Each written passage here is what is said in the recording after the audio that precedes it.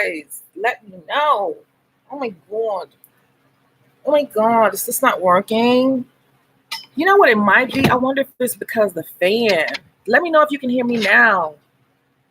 Nobody's in yet.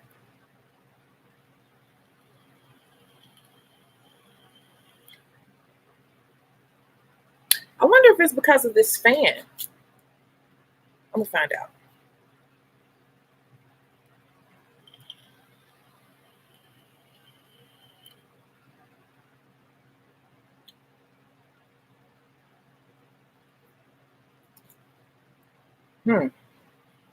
What is going on here?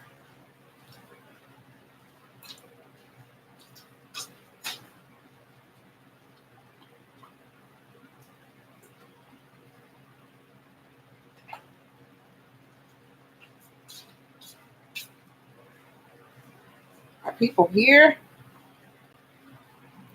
6. Okay, we got 6 people. Can you all hear me? Is this thing on? Okay, sound. Yas. I don't know what happened there. I was like, well, maybe because of the fan, but I'm old, honey. I turned off the air conditioner, but I can't have off the air conditioner and the fan. That's why the other videos, I'm always sweating and patting myself. I can't fully even get into character because I'm sweating to death. Okay, and it's like 90 degrees here, and it's on a 90-degree streak. So, honey, I'm like, oh, I don't know if I can do this, if that's the problem and the issue. I don't know. Okay. How is everyone doing today? How is everyone doing? I'm not going to lie to you all. I was really, really, really tired today. I don't know why. I didn't do that much. I only did like 2 people, but I was just really sleepy and tired. Like I wanted to go to sleep. And I'm like, you got stuff to get done. And it's so crazy because somebody actually, I went on the website and I got everything done. And somebody purchased the book today. And I'm like, oh, I had a sale. So I didn't think much of it because I get sales. And then I looked at it, I'm like, the person bought the book. It's not ready to buy. It was just up there as a placeholder. It's just up there. And I'm just programming everything, like programming the ebook and all of that, just making sure everything is working properly. But I forgot to change the quantity on everything to 0. So you can't purchase it. And so somebody actually bought it like right after I put it up there. I'm like, oh. So you guys, I think that's why I've been tired, because it's a lot of work. I can see how people say it took them a year, because it can take a year. It's very detailed work. I still got a lot to do. Can you all tell me some other big nail techs? I have a chance to follow some people, but not a lot. Some other big nail techs who you think would be interested in sharing this with their following nail technicians. Let's see. Hello. Yeah, it'd be like that. Yeah, it is like that sometimes. Thank you, by the way. Thank you. Congratulations. And it's a lot of work. I've never realized it. So I took a poll the other day. And I've been asking people, like, what do you want to talk about? What do you want to talk about? So most of the votes, I think like 66 or 80% came in saying that people wanted to talk about, hey, Tommy, people want to talk about how to quit your 9-to-5 job. Is there anything else we want to talk about today? Lisa Lifestyle. Okay, I'll check her out.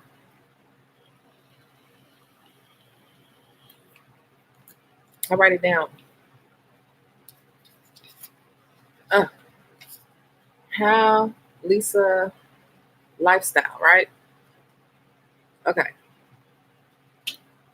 Oh, she's in Atlanta? Okay, that's cool. I might have to link her when I go back. I guess a lot of people want to know how to quit your 9-to-5 job. I guess I first want to ask, I am a full-time nail tech and makeup artist.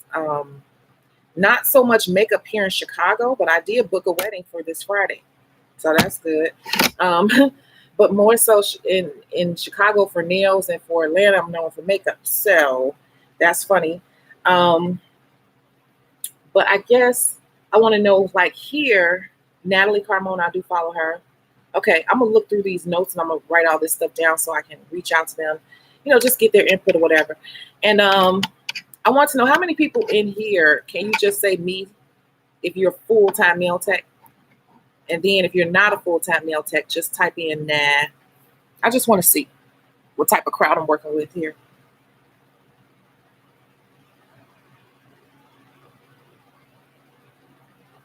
Mm-hmm.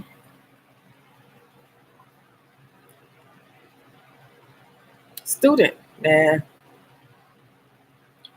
Nah, I've been working on it. Not anymore. It's been years. What? Nah, student. Hmm. Hmm. Do you guys want to do this full time? Like, is this something that you just want to do, or is it just something that you kind of tinkering around with in your mind? That's what I want to know.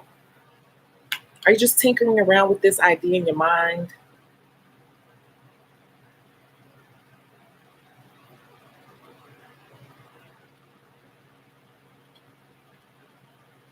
Yes, you want to do it full time. You do want to do it full time, 100%. Yes. Tamia, hi. Okay. I just wanted to know. I just want to see where we were. So I noticed that I'm getting a lot of students and, just like a lot of people who want to figure out how to take this to a business level. So people might get mad at me when I say this, but I'm going to go into more detail. There is no one magical answer. There's no one video that you can watch and say, that's it. And I say that on almost all the videos. But one thing I can tell you is about when it comes to going full time, of course, you got to have a plan, but you got to have a written plan, okay? A written plan. And I'm going to tell you something, I've been putting out little things to people and I'm just wondering if they're doing it. I'm putting in all this work into this workbook and I'm wondering if people are really going to do it, because you remember not too long ago, I, in one of the lives a few weeks ago, I asked people to go and find 5. Remember that? See, I don't forget, because that's a little mini challenge, right? 5 nail techs in their area who have a following of 1,000 or more people. And I'm just wondering, of all these people who watch me on a regular basis, like, how many of you guys have even done that? Has anyone done that?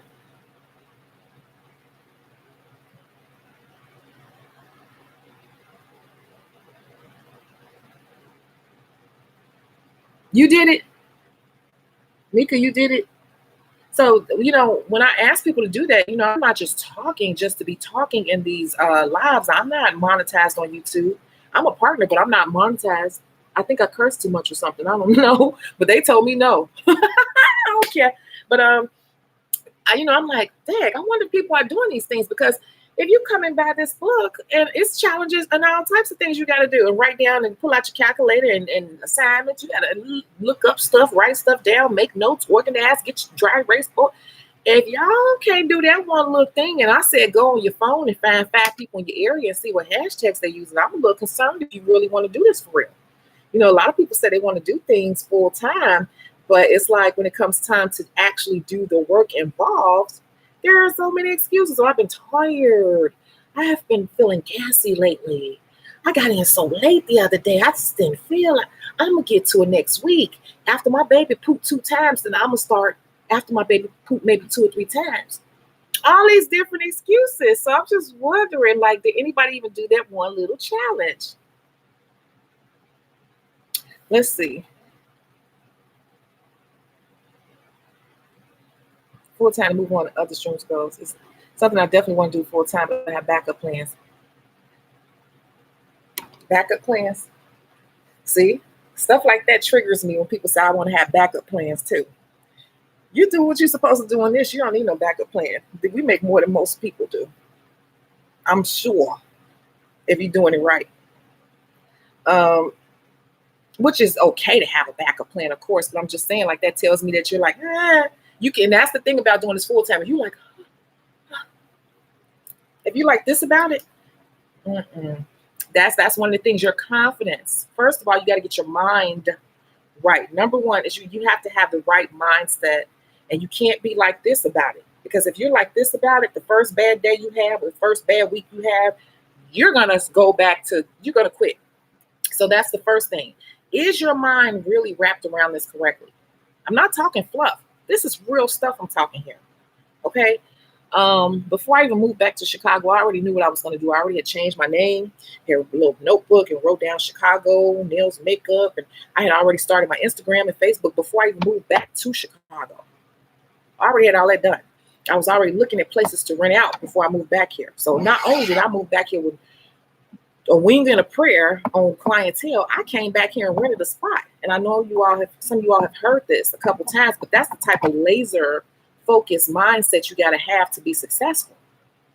So if I did it, I didn't even have a job. I just had some money, a little money in the bank, and came back and rented a spot, and I had a plan though, and I was so confident in my plan that I executed. But you want to hear the craziest thing? I hadn't done nails in 5 years. Because when I was in Atlanta, I didn't do nails. I only did makeup. I hadn't done nails in 5 years, moved back here and rented space and started doing nails out of nowhere, like boom. So that's my first question. Are you sure? Are you laser focused? Let me read these comments here. Yeah. See, when I read stuff like full-time and move on to other dreams and goals, that tells me that it's not something that you want to do as a career per se. It's just something that you've always wanted to do. And that's not a bad thing or anything, but it's just like, this takes time. So then when I hear stuff like that, I'm wondering, like, is it something that you really want to do as a career? Because it's almost like it's something I want to do, but I have other things I want to do too. And that's fine. A lot of people feel like that. A lot of people feel like that. I'm just trying to see where people, are with it. I've invested lots of money. Yes, that's the thing. You always invest the money. I need to go to the supply store now. Don't look at my nails. They need to be filled in. I am so lazy. I hate doing my own nails. I absolutely hate it. I'm reading comments. Started as a hobby. Starting school this month. Would like to go full time if I can make it. If I make it your full time job, y'all. Did you all look at the video? Like, just doing pedicures, you can make 70 G's. How many of y'all have make 70 G's or more? I'm just saying. Y'all don't have faith in this career path. I think, and that's part of the reasons why. That's part of the reasons why a lot of clients disrespect us and don't want to treat us right, because they look at what we do as some little craft project or something, or just something that you do on the side. And I'm listening to a lot of you all reading these comments, and I get this from people all the time in my inbox. You all don't believe in it fully, but you want other people to take you seriously. But how invested are you in this? How much do you believe in what you're doing? Because I'm reading comments like this. You all are looking at it like it's something to do. It's like twiddle. It's a career. It's a real freaking career. And until you get that in your head, it's not going to happen for you. Okay. I got one thing to say, but let me do this. I'm sorry, you guys. It's a little frustrating because I have a lot of people coming to me all day long, not just on here, on my inboxes and stuff, saying all this stuff, and then they don't do the things they're supposed to do. And then when I start digging further, I'm like, you don't even look at this as a full-time job. So what do you want me to tell you? Like, I'm trying to figure out what information people want. So I'm going to say this. Here's the answer, the main answer. If you think you can leave your 9-to-5 job and do this full time, you can. If you think you cannot leave your full-time job and do this full time, then you cannot. It's just that simple. It's either one you truly believe, whichever side you truly believe, whichever side your energy is on, that's going to be the outcome. Okay. So if I'm reading comments and stuff, and if you guys are not really fully invested in your thought process and your determination and your focus, it will not happen for you. As soon as you have a bad day or a bad week, you're going to buckle. And that's just real. That's just really, really real. A lot of your local nail techs are on IG. You stalk their pages. Yeah, do that. Power the P doesn't require a backup plan.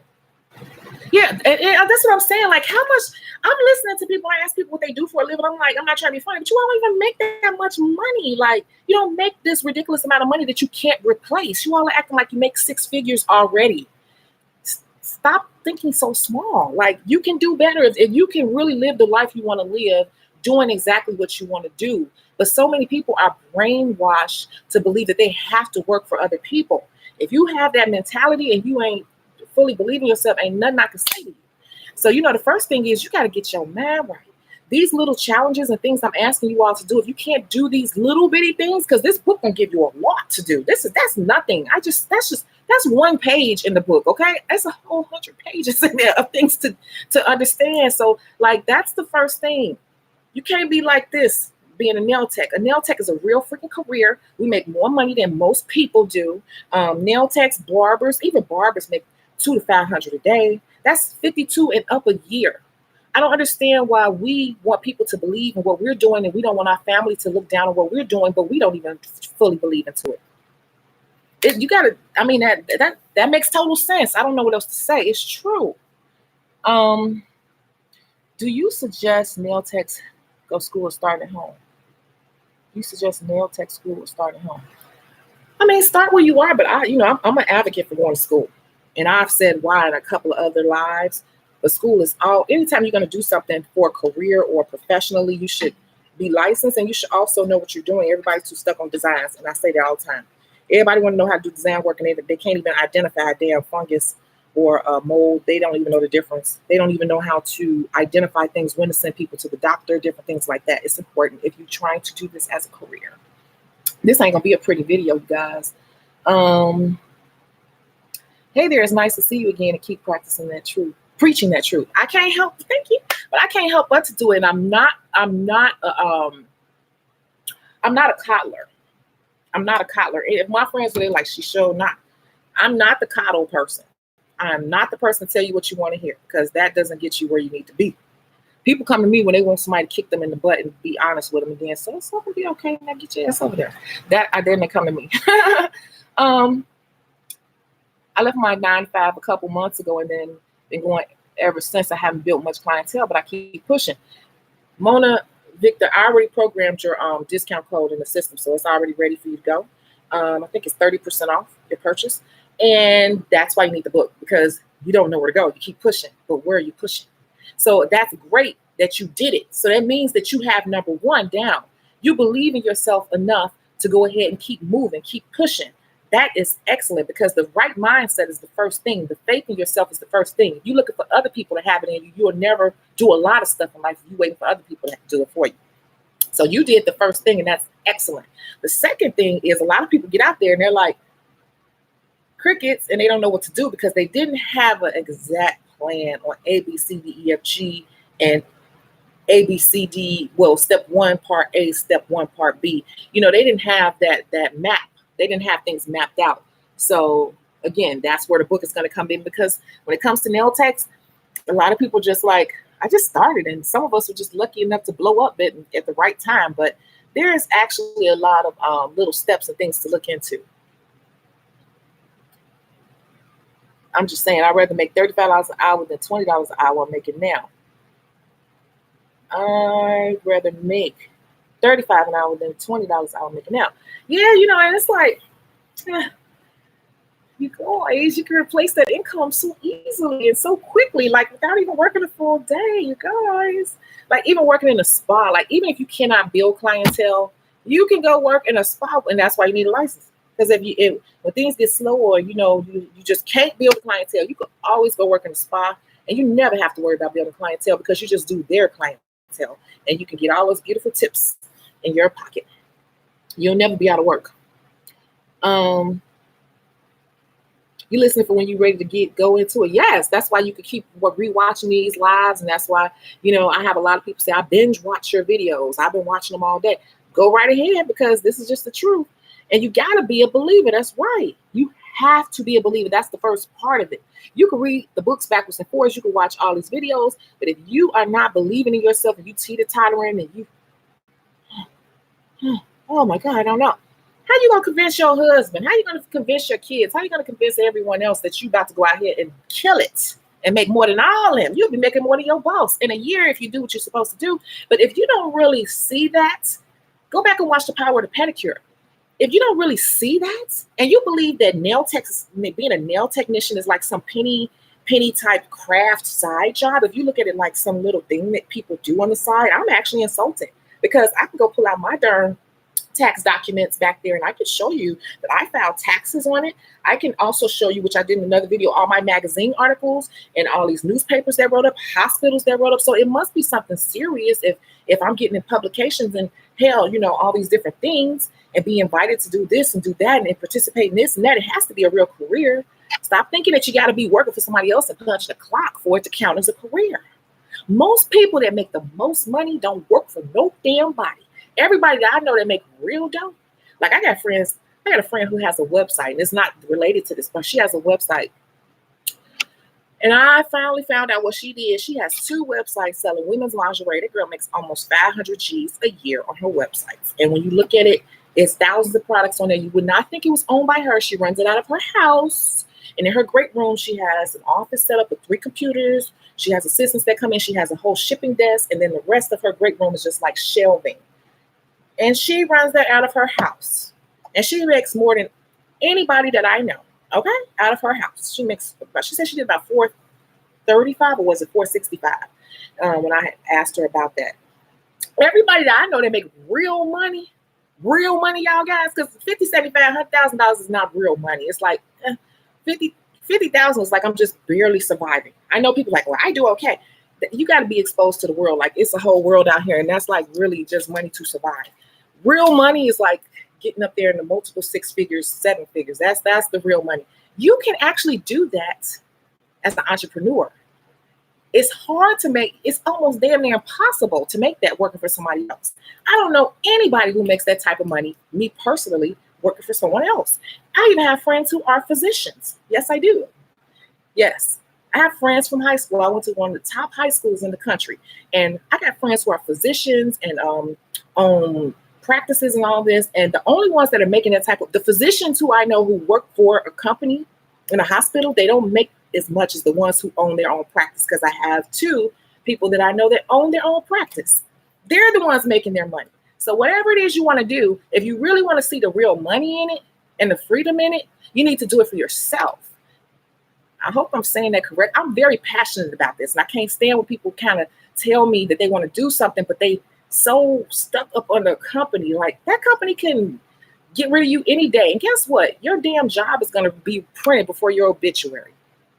The ink on that darn job description to replace you will be printed before your obituary is printed. So don't be loyal to these jobs. If you want to do this, wrap your mind around it that you can do it. Okay, I'm done ranting. I'm looking forward to these 45-hour work shifts. People are crazy. Yeah, I mean, like, shoot. Like today, I came in, I did my first person, made that money plus tip. Did my second person, made that money plus tip. Then I was back and forth on the phone and on email, putting together a wedding party for Friday. Line that money up, got that deposit in my account. I said, I can't put you on my books until you send the deposit. So we was getting that together. She sent the deposit. Boom, boom, boom. Quick pay came through. Boom. I made my money for the day, and I already lined up money for Friday. Okay. Then I get on the phone with someone else, like for money for tomorrow. Like I just have money coming my way now. Like it's sometimes overwhelming. You guys know that. So I don't understand why people are afraid to leave their job making like not that much money. I'm not trying to be funny, but it's not that much money in comparison to what you could make. I'm telling you, you can make more money. And unless you are making like $100 a year and you love what you do, because it's not all about the money, then you can make more. I promise you, you will make more. You don't even have to be that good. Just got to know what you're doing. And I'm sorry if I insulted anyone on here who may feel some sort of way. I'm just being real with you, because a lot of us have not been exposed to how the world really works. And we think that what we're doing, we don't like what we do. We're like, well, I might as well just deal with it because I guess I'm doing all right compared to other people. Have more faith in yourself. Have more faith in yourself, honey. My last job working at corporate, I was making like 6 figures. It's not all what you think it is. So you can even make, if I'm going to work that hard and do something I hate, I'd rather just do something I like and make a little bit less for the same amount. Like I hated being there. Like I really hated it. I'm tired of working a job, making someone else's dreams flourish while mine are on the back burner. That's what I'm saying. Like you guys, did I showed you how easy it was to make $70,000 just doing feet? 5 people a day just doing feet. Go back and look at that video. And what I said was not outrageous. I broke it all the way down. 4.5 people a day get you $70,000 a year on a 5-day work week. And you may say, well, you may not make that every day. Of course you're not. Some days you're going to make more, and some days you're going to make less. It's going to average out to about that if you do it the right way and you're consistent. Trust me, I know. Facts. Yeah, it's facts. One problem I'm having is that I now work at a salon, but I also have my own thing where I'm traveling to do others' nails. So I'm not sure if I should be promoting people to come to the shop, or what else does it say?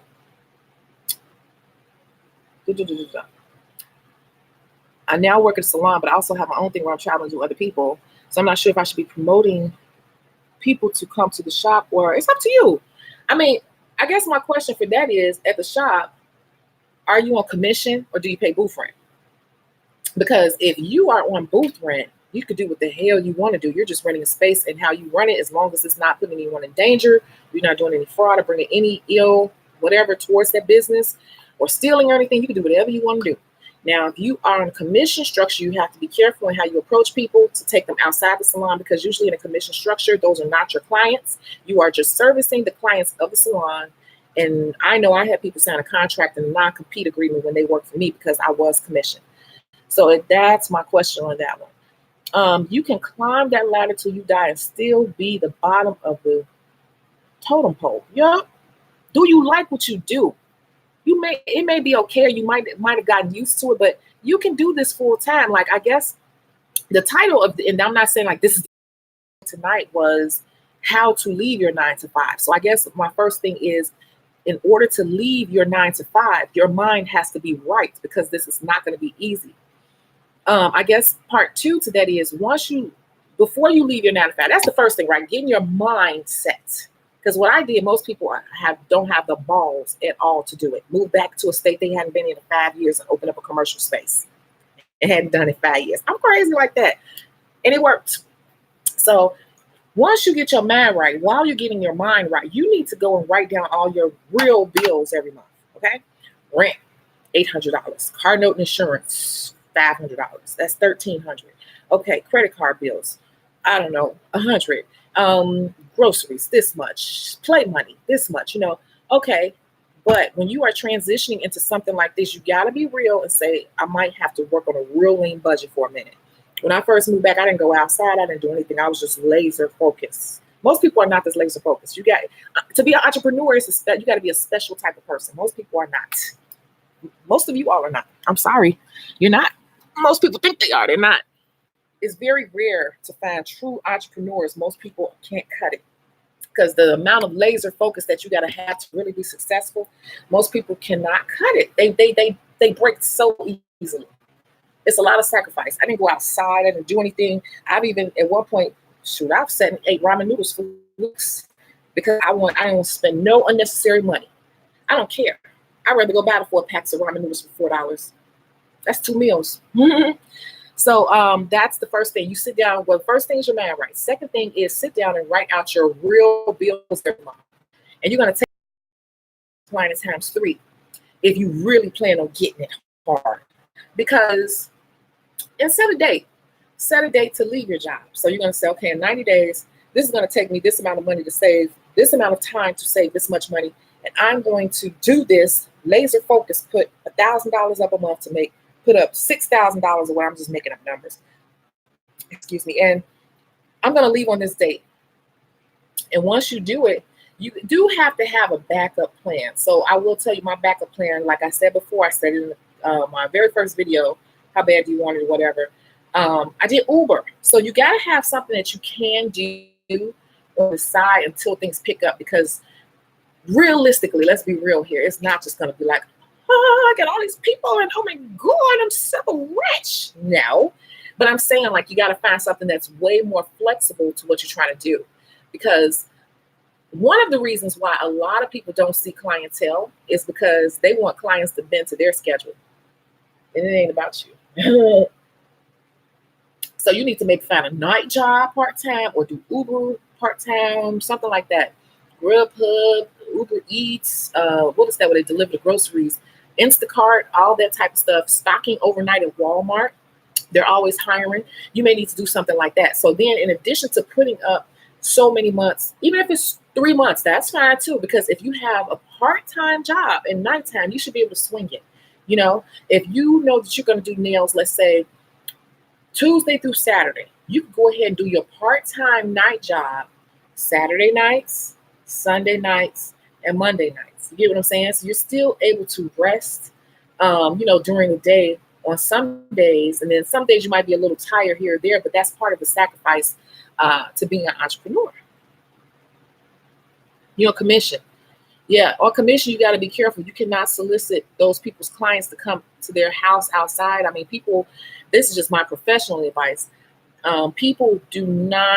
Salons do not approve of that. And it's actually stealing their clients because they're their clients, I'm pretty sure. And so if they catch you doing that, they can fire you. They can hold your last check, depending on what type of contract you signed, because you took money away from the business. So you got to be careful with that. Hi from Birmingham, Alabama. Hi. I'm looking forward to these 4 to 5. Oh, I'm tired of working. No. Hi. Facts. Yes. One problem I'm having now is that I work in a salon, but I also have my own thing where I'm traveling. Oh, I did this one already. Yeah. So if you are on commission, then you got to be careful about that. Continue promoting my own platform. Yeah, if you have your own thing, which most nail techs and hairstylists who work in professional salons, commission salons, they usually have their own personal clientele anyway. The problem is you're not supposed to be soliciting the people at the salon you work at because they're on commission. If you're on commission, usually commission, I don't know exactly, but most places I know that are commission, those are not your clients. You can get fired for that. I would fire you if you did that in my salon. Most definitely.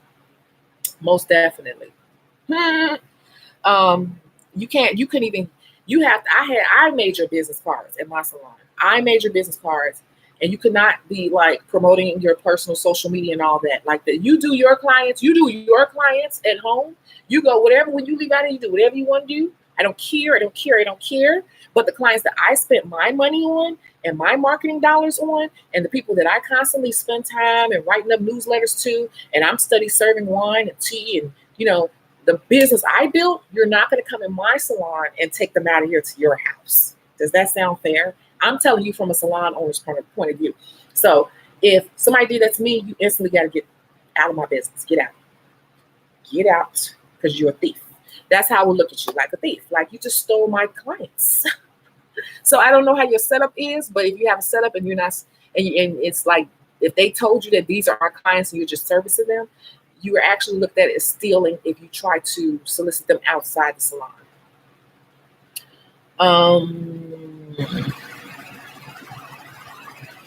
I did it full time before, and I love doing nails and especially pedicures. There's money in that. Did you watch The Power of the Pedicure? But honestly, I only want to do it part-time. No bad reasons, just age. Okay, and it's okay to do it full-time. I mean, part-time.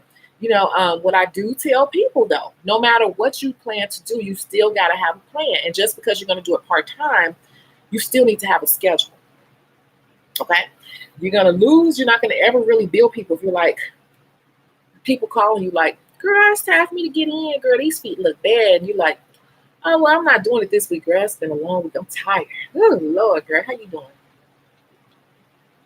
You're going to be like, oh, girl, I understand, girl. I'm tired, too. I'm fine. Everybody fine.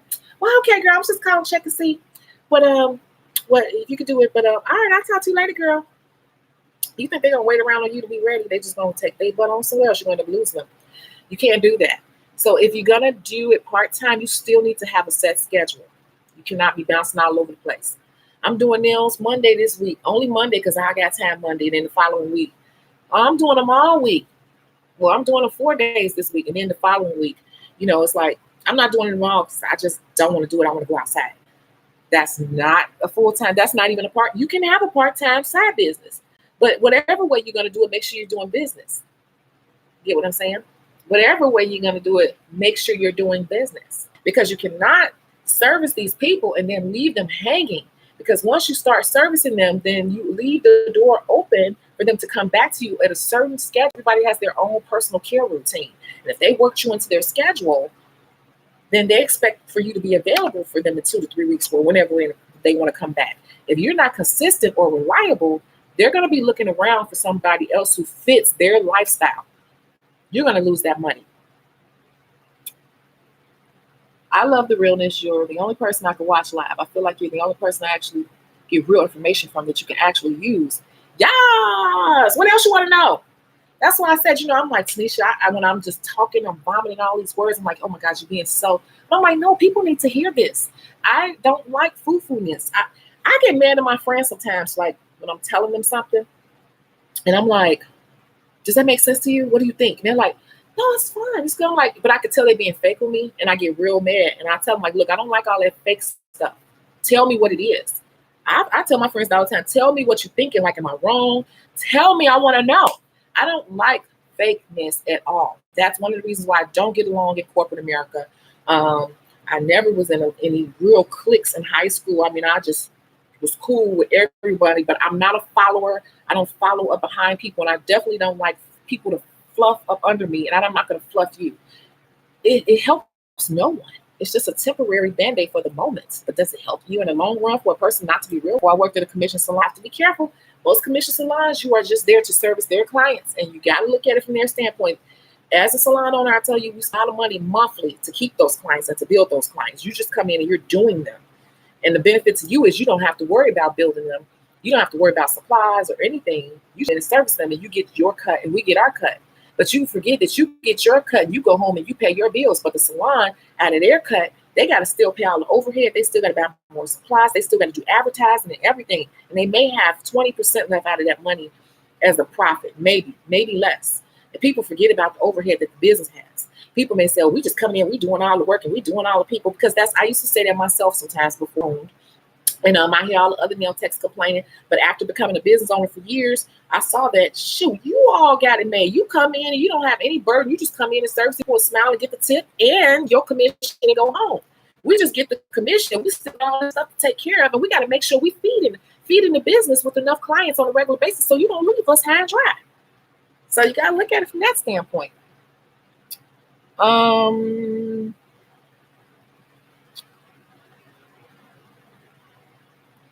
Nails, it's not out yet. Oh, I know. I'm like, is your book out? Where can I get it? Okay, so the book is going to be on my website.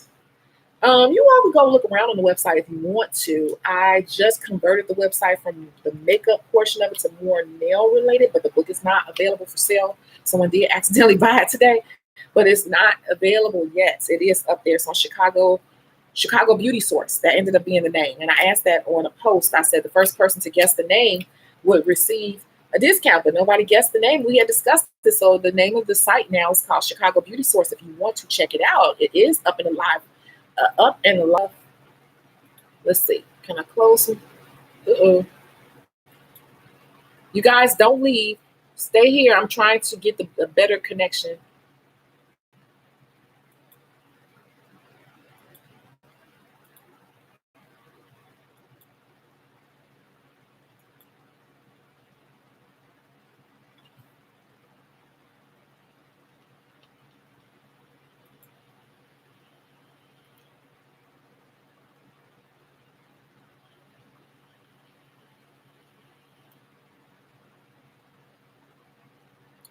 What is going on tonight? What is going on?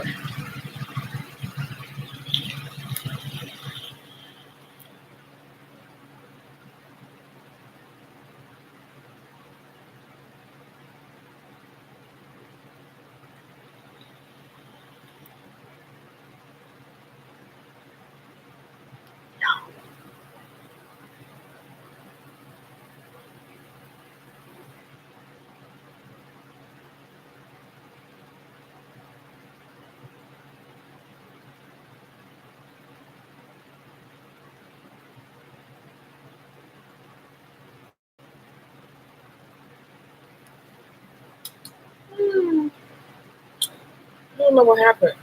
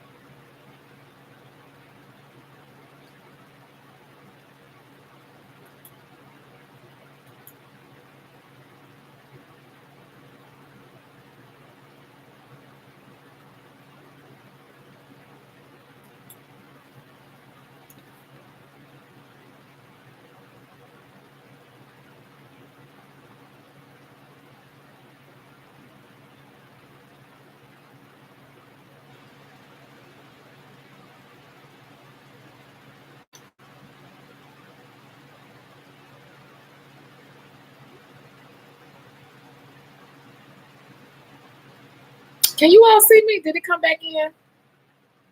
Can you let me know? Because it just popped back up. I'm like, um, can you all let me know? Because I closed a lot of stuff out, so I'm just wondering.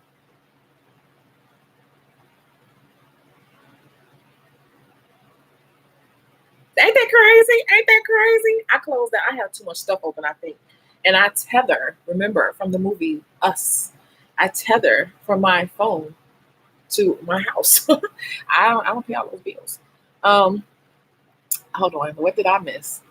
I'm so glad you all are still here. Yeah, and I didn't mean to go on a rant because, like I said, I used to be that person, but after becoming a salon owner, I got it, and I see why that's a strict thing. Because let's say if it's 50-50, you walk home with 50% plus your tip.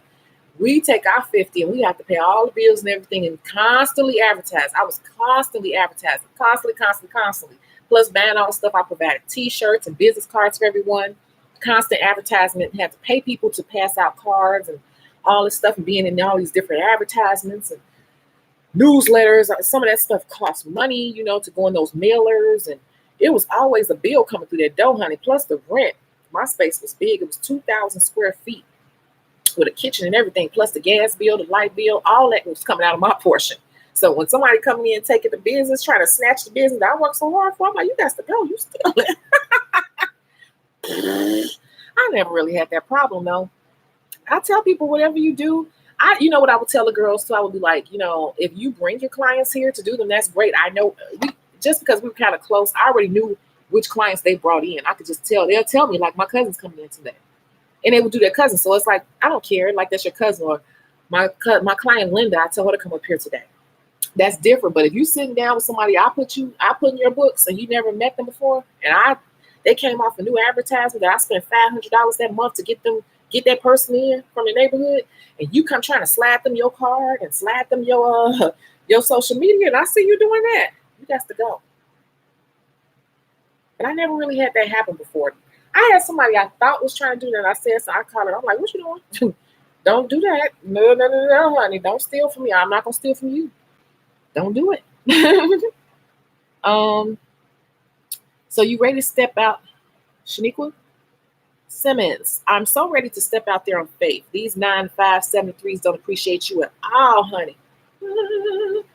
Yeah, and I will say this, everybody is not meant to be entrepreneurs, so I'm not going to down people for working a job because it takes a little bit of everybody to make the world go round. That's definitely true. But if you want to do this, what I'm trying to tell you is that you definitely can. You say you can, you can. If you say you can't, you can't. So if you say your mind is right, your mind is ready, I say figure out what your bills look like and try to put up at least 3 months of that. And then I will have something that I do on the side until it gets to where it may be a little rocky at first while you're trying to feel your way, So you might want to be doing some Uber or a nighttime job 3 days a week or something like that. So you don't have such a rough time and you don't fall too far behind on your bills. You can stay afloat. And to be honest with you, when you're grinding that hard, and you might lose your social life for a minute and everything, but when you're grinding that hard and you'll start to push more because you have no choice. See, that's the other thing. A lot of people are lazy with this because they're too comfortable. And when you got only this and a little piece of a job on the side to hold you afloat, you're going to do what you got to do. Like, oh my God, I can't do this much longer. Let me hurry and get these clients. Let me advertise some more. Let me post some more. Let me try this. Let me do that. You're going to be more anxious to make it work because you're uncomfortable. Growth happens in discomfort when you're uncomfortable. When you're too comfortable, you're lazy and you don't do what you're supposed to do because you're not uncomfortable. You got to shake yourself up and make yourself uncomfortable. Okay? So that's a good thing. You can do it. Being new to this, I feel like I'm in over my head. I have to travel far and I'm only making like $9 an hour on a service, and she's taking out the percentage the card taker charges. London.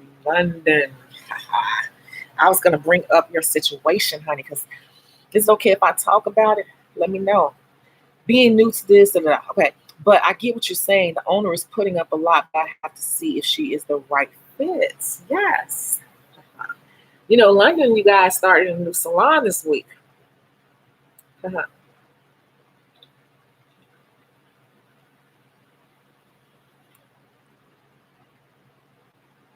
Yep.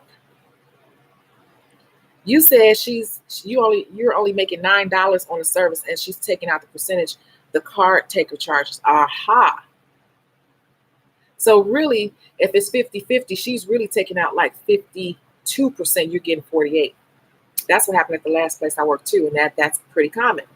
See, it's always a catch, honey. It's always, let's talk about it. Okay. I just want to get your permission first. So London started in a new salon last week, I believe it was, and she inboxed me and said that she was happy and she started and everything. She said she didn't have any clients, that no one came in on the grand opening day.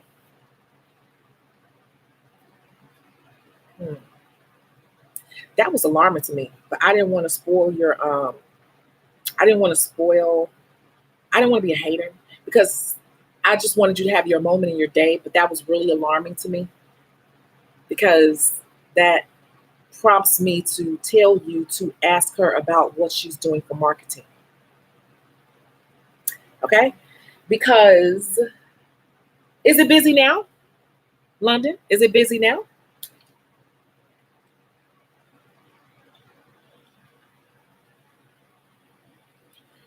The reason why I asked, I'm going to tell you what I did. Like I said, it took me 2 years to open, and a lot of people just get some money and they think they have the best concept in the world. Oh, we use brown sugar with glitter, so everybody's going to come to us because we put glitter in our brown sugar scrub, and they haven't done anything else. Ha! Did you all see what she just put down there? See, I've been through all this. Ain't no situation you could tell me before that I haven't been through. I've been through all this. I already knew he was going to say that. I've been there. See that? See that? I told you I was alarmed, and I just asked her, was it busy? You said she's asking you for marketing tips. Why would the business owner be asking you for marketing tips? I was alarmed when you first inboxed me, but I did not want to steal your moment. You guys, you see what I'm saying? Now, we kind of skipping subjects here, but we're going into things that can happen once you do step out. I've had, she said it's her first job. See what I'm saying? You're going to probably, if you go into salons, be careful because you might end up bouncing around a lot because a lot of these people get $5,000. It's a couple of dollars. They don't know nothing about the business. They don't know what the hell they're doing. They definitely don't know nothing about marketing or how to run a business. And I don't know about her situation, but that's a red flag for somebody to be asking you about marketing. You just work there. When I opened Nail Fetish, before I opened it, I had already started my marketing way. I have a business plan. I had all my financials looked over professionally by the business administration before I even wrote a check for the place. That was already done. But in addition to that, I had already done research in the library. I already knew the income of the people, what they liked, what they didn't like. I had all these demographics about the people in the area. I also did my marketing materials. I had postcards, flyers. I had stuff in mailers. I had a team of people that were already passing out and putting things in, and on all the cars in the neighborhood consistently. I went out like a mile or two by foot. I had street teams. I also had flyers up in the window. People already knew I was coming before I came. I had a pre-launch opening, like soft party. I did all these things, and a lot of people don't do any of this. And so and then I already had specials and stuff out, like, hey, come on in for a free man. Come on in, that's part of your marketing. See, a lot of people just want to open this business and they think they're going to make all this damn money. And they don't understand that you're going to probably have to give away a lot of free stuff. And they're like, oh, I can't afford to do that. Well, guess what? As a business owner, sometimes you're going to have to do it up front because that's actually part of your marketing budget. You can write that off. But people don't know what they're doing. This is what they do. And this pisses me off because then they have us getting all hyped up. And now you drive, I know you're going far away up to the salon every day, and you'll be sitting there and crickets are playing. And this is what really ticks me off because everybody want to open a salon. Everybody want to open a salon. Everybody want to open a salon. They don't know nothing about running it. And now they ain't nowhere in the world salon owner should be asking the employee for marketing tips. That should already be written out, and that should already have started before the place even opened. And there should be people flowing in your chair for the first week for free. Basically, like it's just part of her marketing expense to eat that, because it's marketing. It's a way to get a feel for the business and what you have to offer out to people. And it's also a way for you to get acclimated to the environment, and also to keep you busy, whatever. And that is something that the salon owner takes upon themselves as part of their marketing budget. So that tells, you said, like she said, it was her first job. When you told me that, I was already alarmed. So I say give it, you can give it a month if you want to, then come back and talk to me. Okay. She says it's her first job. You shouldn't be opening a business without a marketing plan. See, that's the type of stuff I don't like. Especially in this day and age, social media is free marketing, right? So that's why I was wondering. I said, wow.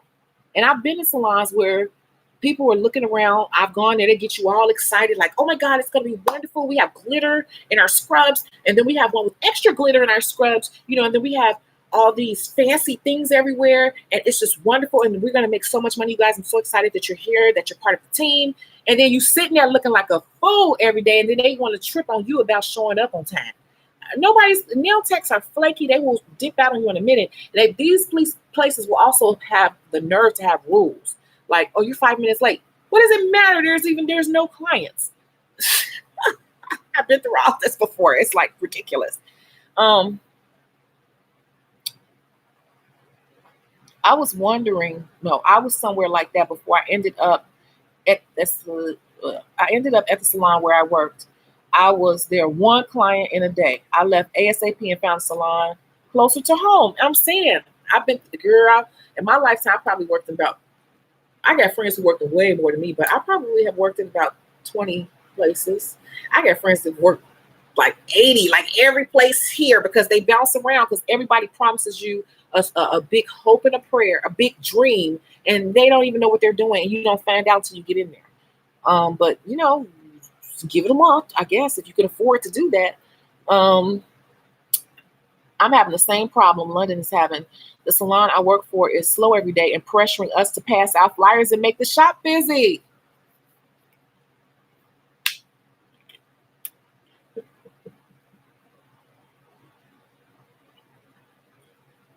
See what I mean?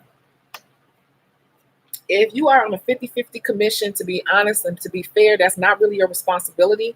When I first opened, the girls would help me out a little bit, but that it wasn't like you got to do it. They just did it because we were doing like fun things though. Like we had Hawaii. I had like all these themed days and stuff, and so the girls would stand outside with like grass skirts and hula and leis and stuff, and we'll be holding up the sign. Like it was more like us just having fun to pull people in. And I had like a thing on top of my car waving and all this type of stuff. But I never required like, you got to get out here, you got to pass out this many flyers. Never. I paid people to do that because that was my ultimate responsibility. And back then, social media was not big at all. So that's how we had to do it. That's crazy, you guys. But guess what? I've been through it before. And they'll try to make you feel guilty and try to make you feel like it's your responsibility to do that, but really it's not. On a commission structure, you really are getting your portion to come in and service the people, and their portion is for marketing and overhead. And you could tell them that. They'll probably fire you, but so what? They don't have any business anyway. I was so happy because of the energy between us, but she's using this vegan Zoya polish and that's streaky. No, Zoya's good. Zoya is a good polish. I like Zoya. Zoya doesn't have any of the toluene and all the harmful chemicals, so it's a more natural polish, but I think it's pretty good. The thing of it is, when you work at salons, remember I said this, one of the perks in working in a salon for someone else is that you get to find out on their dime what products and what lines you do like and which ones you don't like, right? And so you may not like Zoya, but if you work there and you keep working there and that's basically what they use, you'll learn how to use it. You may have to lighten up your stroke a little bit, or you may have to pull a little tighter. But there are going to be products that you use in other salons that you don't like, but that's just what you have to kind of adjust. And as you keep doing people on a regular basis every day, your body, your technique will adjust to it. Yeah. It's funny to hear you all say these things because these are all the things that I've already said. And now you all are coming out and telling me that you're actually going through these things. So I know what I'm talking about. She's Iranian and barely understands English. Yeah, I bet she can do excellent nails because I work with a lot of those girls in Martin Tricoci, and they are like, wah, with the nails. Now, I don't know about opening up a salon. See, that's the thing. This goes back, and I should do a separate video on this. I said the questions that you should ask when you are going into a new salon. You see what I'm saying? If you went in and interviewed them while they're interviewing you, you would have known this woman doesn't know what she's doing, but you didn't vet her. We go into salons and we let them vet us. Vet is a term for interviewing and assessing if we are qualified. We are not vetting the salons. You need to be vetting the salon. You need to vet the salon owner to see if it's a good fit. We're just so frantic that somebody say, yeah, we could work there. You don't understand. They want anybody to work there. They're desperate. They just want to open up because they don't really know what they're doing anyway. So that's why it's important to vet the salon and the salon owner to see if it's worth your time or if it's a good fit. Just saying, these two examples you all are reading right here, perfect examples. Because I personally can't afford to do something like that because I wouldn't be able to sit there more than a couple of days. I would have to have a talk with them. Like, I can't sit here and not make money. I'm sorry. It's costing me money to come here. What are you all doing to market? I would ask. And that's why, like the last place, that lady and I didn't too much get along because she knew my background and she was intimidated by me. It's just the truth. Because she knew that I actually had more experience than her. And I can't work for anyone. My manager can't even do nails. I'm the main nail tech. And every time something happens, she's asking me to fix it to the point I demanded a higher commission rate. Y'all about to make me go get alcohol behind this. I didn't know how it was like, what it was like in these streets. Like, is it like that in these streets these days? You did right. I'm not fixing all this stuff. What do I get for fixing all this free stuff? If that's the case, then you say, well, I'm the head technician. I should have a higher commission. That's how you work that. If I'm not the head technician, then I can't take on. I can no longer. I'm sorry. I want to be a team player, but that's not my responsibility. And I don't want you to try to make me feel guilty for not doing free work. Throwing it out there. She tried because she might try to come around like, oh, you're not going to be a team player. No, I'm not going to be a team player. You give me some team player money. You give me some head nail tech money, and then I'll be that. Other than that, you stop trying to make me feel guilty for doing free, not wanting to do free work. You're trying to get me to do free work. You're trying to get stuff out of me for free. That's what you say. Because that's how she's going to try to come at you. She's going to come at you with that word team, that term team player. I help out here and there, but it's now you're taking advantage of me. I want to be paid properly. Okay? My manager said it's going to get busy around fall and winter time.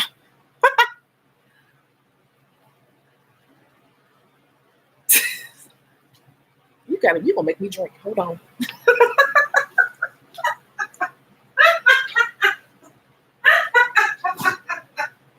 Oh my God. Are you kidding me? It's July. It's July. Are you kidding me?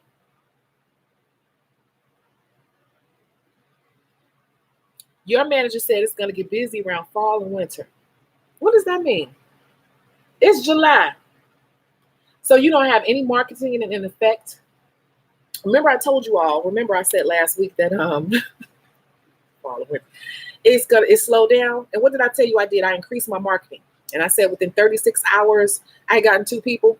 It paid for their ad, that little $25 ad, like 8 times over or whatever. See, people don't know what they're doing. And a lot of people don't have a marketing budget or a marketing plan, and they don't want to spend no money. And they just want you to sit there and be broke and twiddle your thumbs. And I guess you're going to pay your bills off of twiddle thumbs. And meanwhile, you're waiting for fall and winter. Get out of here with that.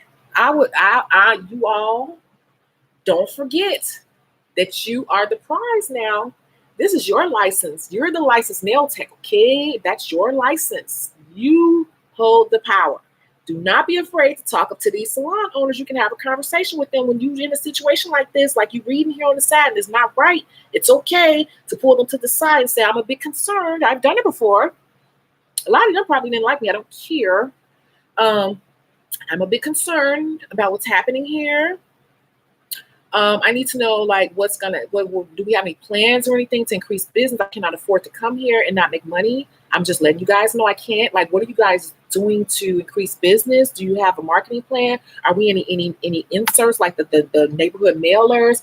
Are you all running any Facebook ads, any Instagram ads? Because you can run ads. They're really cheap. If they're not doing that, you need to run. You just need to leave because that's a business that doesn't know what the hell they're doing. And I'm just going to be honest with you.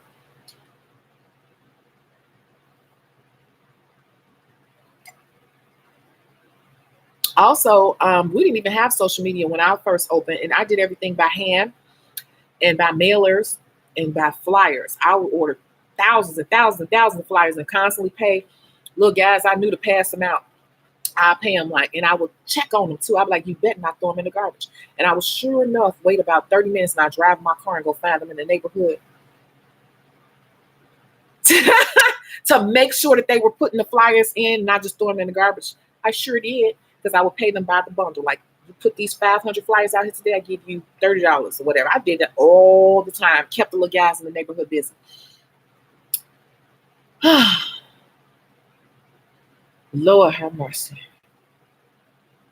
I'm sorry, y'all. I'm so sorry. Okay. Mona, I used to spend downtime quietly playing with their products to see what was good and what worked well, what I worked well with. It kept me looking busy in the meantime. But were you making money, honey? I just went through a slow period myself, but it's like I told you, I only last a few weeks. I can already see it's like ramping back up. So I took the time to focus more on the book, you guys. I got way more done. I said maybe this is a good thing because it's a lot of work. Tommy, you want some of this wine? No. I keep drinking this wine on camera. I think that's why YouTube said I couldn't monetize my videos because I think it's too much alcohol. Okay. Well, I don't know what's worse, your manager lying to you or mine asking me when it will get busy. That's what I'm saying, between her asking you to help her market her brand new business and then the other one telling you to wait till the fall.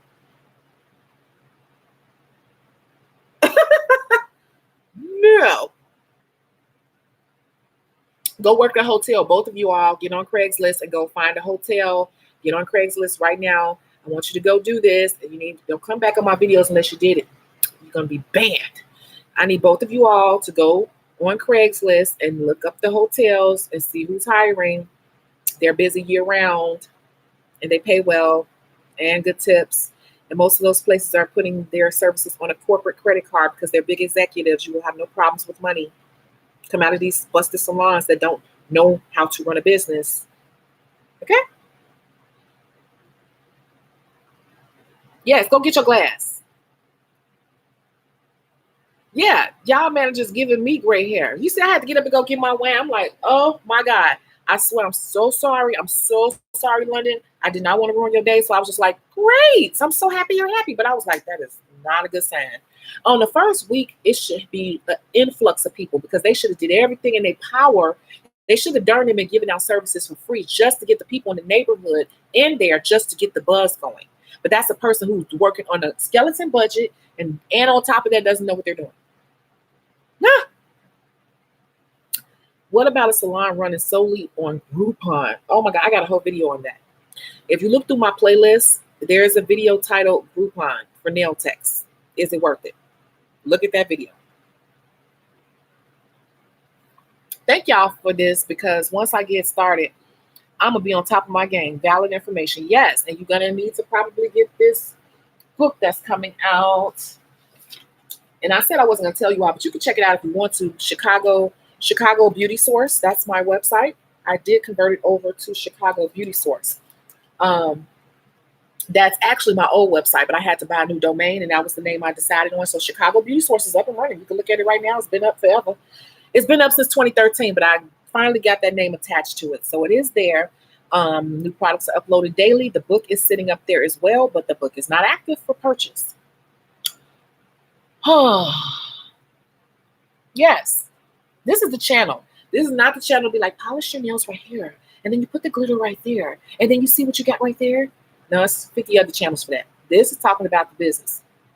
All right? Because we can buy all the glitter and stones we want, but do you know how to make money with it? You cannot buy glitter stones. I know nail techs making very good money. Don't even do designs at all. They don't even do acrylic. All they do is natural nails. That's a whole nother career too. A natural nail specialist.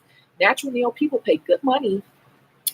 Okay, Tommy, you got your wine? Yes. Sutter Home Red Moscato.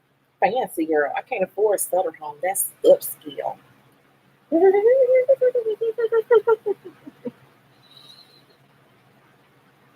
Yeah, I went to go get my wine for real. So did Tommy.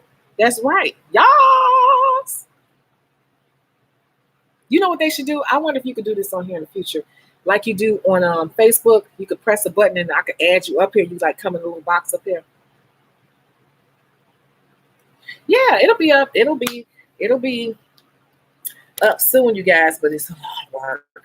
And I don't want to give you no bootleg stuff. I don't put out bootleg products. Like you heard what I did with the salon, like I said, 2 years in the running. And when I opened it, after like the first couple of months, people kept asking me how many locations because I was the manager, Ruby, not the owner. They didn't need to know I was the owner, but they kept saying, how many locations are there? How many locations? That meant that I did a darn good job. Okay. Because I had a manual. You had to go through training. You were paid based on your skill level. Everything had to be done a certain way. All the towels needed to be folded a certain way. Did you know that in an upscale salon, the seams of a towel should never show? No, you need to fold your towels where the seams are never showing. All those little details. Everyone did everything the same way.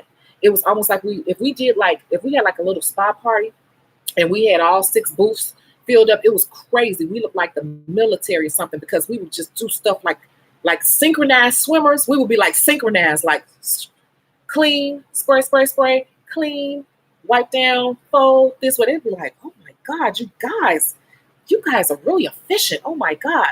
We were like, boom. And they would make that money. I would only step in if they really needed me, like we had a large party. But other than that, everything had a procedure and a protocol, and it was on and popping. If you got your business set up a certain way, even in your own business, people will be your walking billboard after so long. You won't have to advertise. And I've said that a number of times. Yep. Yes, we had to fold the towels a certain way. That's right. In spas, towels have to be folded a certain way. So in your business, all those little details matter. In fact, they were rolled, not folded. Exactly. You fold it like this, you fold it over, then you roll it. Or you can roll it the long way. But your towels are folded and the seams cannot be showing. And when you display them, seams should be tucked at all times because it looks neater. And it's calming and it relieves anxiety to have things neat. I was thinking about once I get started, not only will I service nails, pedicures, but I'm also thinking about doing massages.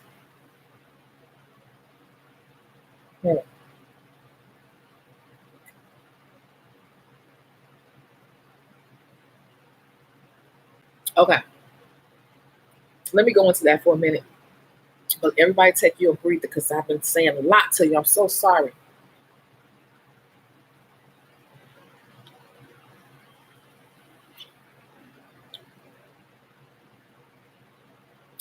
Now it's funny. You got to be careful with massages. First of all, massage is a separate license. When I first opened my business, it was nail fetish, but it was manis, pedis, and massages on the awning. And I've had a massage room built. And I had to go through a lot of extra red tape with the city just because of the massages. Like I had to do 3 extra inspections just because of the massage. And for massage, I had to get a separate license to do massages. Okay. Because massage is highly regulated because of people doing prostitution. I'm just going to say what it is. That's the reason why. So I'm going to say here in Chicago, that's why it's highly regulated. So if you start opening up your mouth saying stuff about massage, know that you're opening up a whole other can of worms in terms of paperwork. Okay. And I actually shut it down really quickly. Okay. So they first came out to do my inspections to do massage, they actually failed me because it wasn't nothing big. They were just like, it's just like they put you through extra red tape and make you pay for extra inspections and stuff. So like the fire marshal failed me because he was like, well, you don't have any bars in the bathroom for handicap accessibility. You got the wrong knobs on the sink. See, I tell you, I know the deal. I know what I'm talking about. And so I fixed that little stuff. It was not even a big deal. That was like not even $100 fix. And there was a few other things he said, something about the exit signs and stuff like that. Like you need an exit sign here so people know. And I did that stuff, And then they came back. I had to do some other things. But once I opened up, I noticed that once you start putting yourself on the radar to do massage, you will have more red tape around you. The inspectors were always coming out and inspecting my place and doing surprise visits and stuff because massage is associated with prostitution. And a lot of people probably haven't thought about that, but it is. It is because a lot of people are giving happy endings and doing other stuff in those rooms. And so when you start saying that, you put yourself on the radar to be closely watched. Now, if you're going to try to do massage on your own, under the radar, be careful. Just saying. Do what you want to do. I'm just telling you my experience with it. And once everything was opened up and I started offering massage, nothing came but men. It was so strange. I just had a lot of strange men. And I remember one day, this guy came walking out really fast. He was back to get a massage. He came walking out really fast. Then the massage therapist, the person I hired, she came and she was like, I don't know what's up with that guy. I guess he thought this was something else or something like that, she said.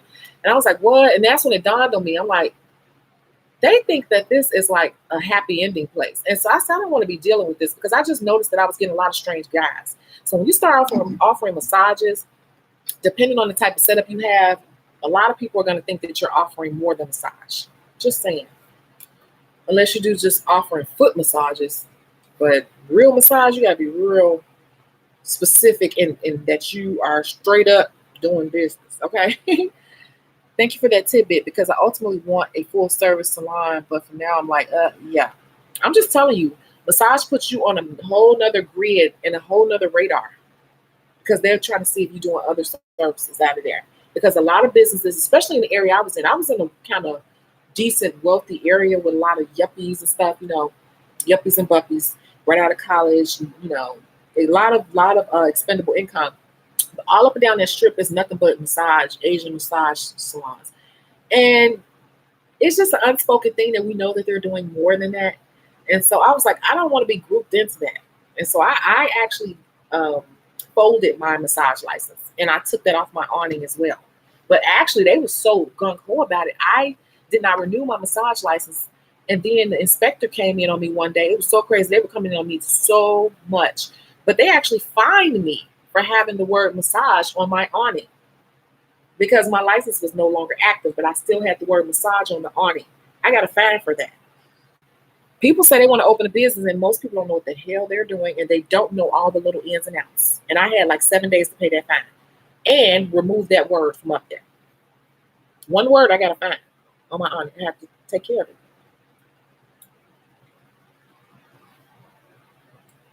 Because they don't want you advertising for it. Because see, look at it this way. You didn't renew the license, right? You didn't renew the license, but you're still advertising it. They really looking at you like what you're doing. Because now you're not on our paperwork saying that you're doing this, but you're advertising up here that you're doing this. That's why I got the fine. In business, I don't get mad. I take it as a learning experience. And looking back on all of that, I understand it. Yeah. Looked on Craigslist, didn't see any hotel openings, but I found something closer to home. Right. Get on Craigslist. Look up the major hotels in your area, you guys. Look up the major hotels in your area and find employment opportunities. Go on Indeed and put in nail technician. Lots of nail jobs there. The hotels and stuff, they have it there too. I don't want to put me or my employees in jeopardy. Yeah, the massage thing that's a whole nother beast. You got to be very clear that you're doing massage. And it has to be set up a certain way because you're going to get a lot of creepy dudes. I'm just telling you. I had a lot of truckers always coming. I used to be like, they're not even like all my clientele. Like when I first opened, a lot of my clientele, they were like, life was good back then, like 2007. Everyone was doing well. This is before the economy crashed. And everyone was doing well. Like I had female stockbrokers. I had a lot of Oprah's people. Even though Oprah has a spa in her place, the employees didn't like going there, they said, because their work. So I had some of Oprah's employees, stockbrokers, all these affluent women, like people that were doing really well. But for massage, I noticed that these scruffy trucker type dudes were coming in for massage. I deaded that so quick. I'm like, no, this is seedy. I just didn't want to deal with it. And I turned that room into a wax room. Try Indeed, right. Or the actual hotel sites. Right. Did you say that, or did you say that after I said that? Oh, we said the same thing. Okay. Do you reach out to clients who haven't returned? No. I guess you should. I have a lot of clients. Like I have 300 clients. I have a book of 300 people by myself. So I don't do that. I don't know. I don't really have to. They know I'm here. But I know you should. If you don't have that many clients, you can't reach out. But I'm not a big fan of looking thirsty. I just don't like doing that. What I do is, if things slow down, I just advertise more and more and more, because it's almost like saying, why don't you want me? Why am I not good enough for you? I go out and I just put my business out there even more. When things are not where I want it to be, I constantly advertise, because it's going to always be a rotating cycle of finding the right people just for you. A person knows you exist. They know you're there. They know how to find you. Like back in the day, you might have wondered and sent a postcard or something, but we got social media. So it's not like they lost your number. They can easily go on social media and find your social media. So if they're not coming, there's a reason why. That's how I look at it. I just advertise for new people. It's unfortunate, but everyone coming out of school has some sort of adverse experience. The best thing is to take it as a learning opportunity. I bet it won't happen again, because you will know. Yep. And that's what I'm saying. It's very rare that people come right out of school and they end up working at the first place they go to. And I don't want you all to get like discouraged, because that's why I said most people, they think they want this life. It is not easy finding your group.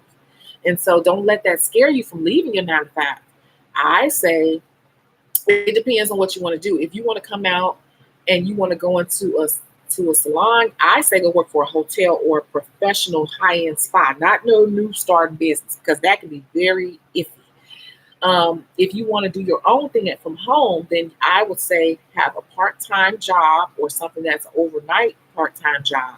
And then you make sure that you are advertising the crap out of yourself and have some type of money put to the side for your bills for at least 3 months. You can even do 2 months, but 3 months at least, and then have that part-time job. And that's going to put enough pressure on you to stay on top of the things that you're going to be doing, that you should be doing. That's in this book. But just doing what you're supposed to do. Comfortable people usually don't push as hard as people who are uncomfortable. I'm just going to tell you that. I've made the biggest strides in my career and in my life under pressure. Pressure builds diamonds, right? That's what they say. That's true. So pressure builds diamonds. When you're comfortable, you just like, I'll do it tomorrow. I'll do it next week, because I got a paycheck coming on the 26th and the 14th and the. But if you don't know where that next dollar is coming from, you like, shoot, I'm not going to bed, honey. I'll be in a minute. Let me post some more. Let me figure out something. Let me watch some. What you're going to do what you're going to do. I'm trying to come out hard like 8-ball MJG. Oh my God. Yep. And sometimes you got to make yourself uncomfortable to do that. How about taking classes outside of school when you first graduate nail school? Yeah, I mean, if you want to. But when you first come out of nail school, the first thing you should be doing is just finding your comfort zone and just finding your niche, because they teach you a little bit of everything in school and they got you touching your hands on everything. But everyone finds their thing like, this is my thing. And you'd be surprised what it is. You don't know until you just start doing people.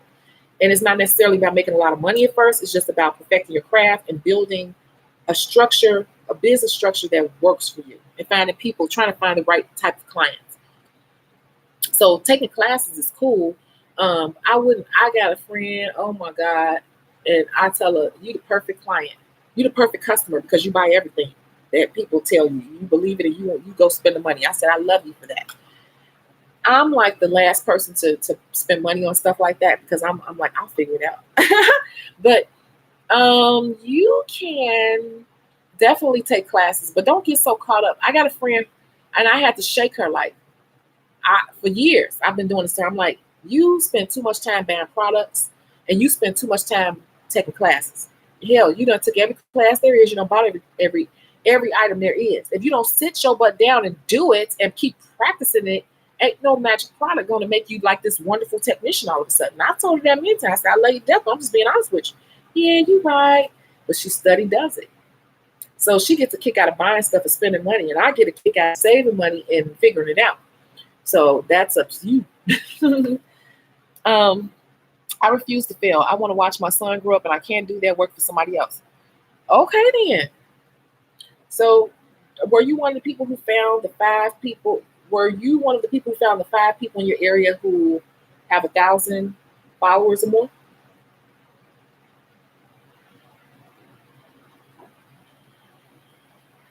Yeah, my friend had an addiction to spending money on supplies, but she never really wanted to sit down and practice. I used to sit down with her on acrylic and literally say, hold her hand, like put the ball right there. Pat it, tap it on the side, and pull it down. I got that deep with her. She still, 10 years later, had not perfected acrylic. Not because she couldn't do it, but because she never sat down and practiced enough. She get frustrated because this fancy new product she just spent all this money on was the magical answer. She just kept throwing it to the side. And I told her, until you practice consistently, you'll never get it. And 10 years had passed, she still never got it. Then she stopped talking about it for a couple of years, and she come back to it. I'm like, you'll never get it until you are consistent. And that's all I got to say to you about it. I said at this point, there's nothing else I could tell you. I've literally held your hand like a baby to tell you everything I know about laying acrylic, and it don't take no 10 years to get it. She just like bad stuff. But yeah, did you do the 5 people? If you didn't watch that live, I want you to first of all, set up your social media. You got all your social media set up, and is it, looking like a business? And have you watched the people in your area to see what's happening, what hashtags they're using? Just wondering, like, did you do that part? And okay, what did she say? I low-key follow most of these people already, but I still try to find more. Granted, some of these people had still a lot of followers, but their technique was subpar in my opinion, so I didn't follow.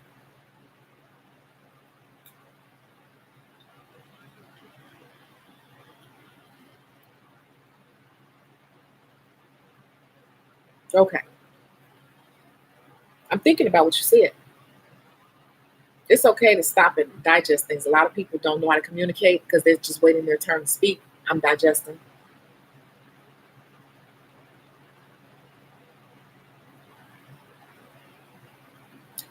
Okay, so I get what you're saying, that you thought some of the people's work was not up to par, so you just like didn't really follow them. But if they have a following, I would still look and see why people have a following, you know?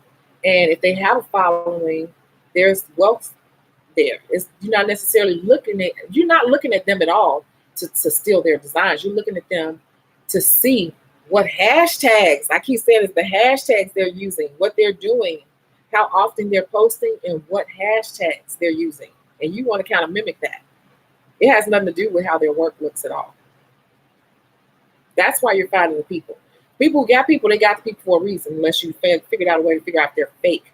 But if they're real people, real followers, forget how their work looks. It's the reason why. And I said that all the time. And I said it in my book. I said the person who has the biggest clientele or the most following, they're not necessarily the best people. They're just really good with people. They understand people.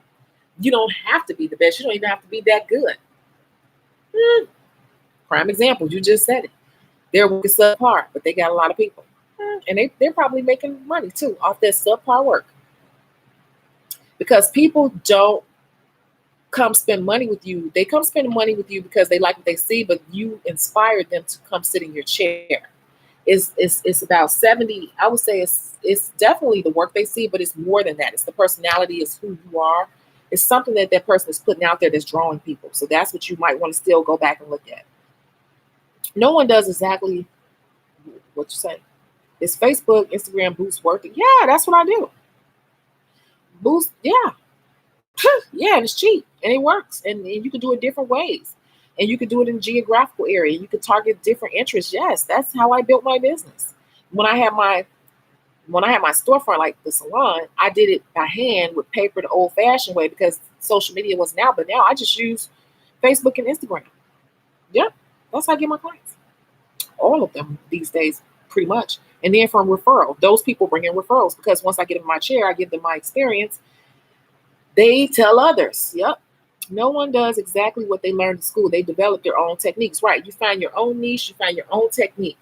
In school, they just give you the basics, but school is really there to get you ready for state board because in order for them to, most of them to keep uh, their financial aid status where they're able to accept it, they need to have a certain pass rate anyway.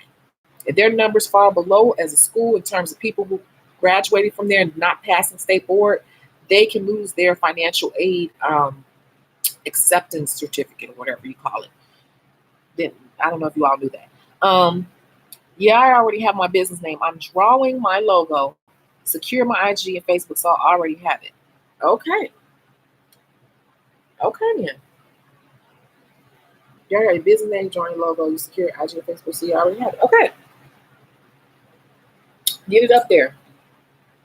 Sometimes we get caught on little things that are not as important as we think they are. You need to be posting already.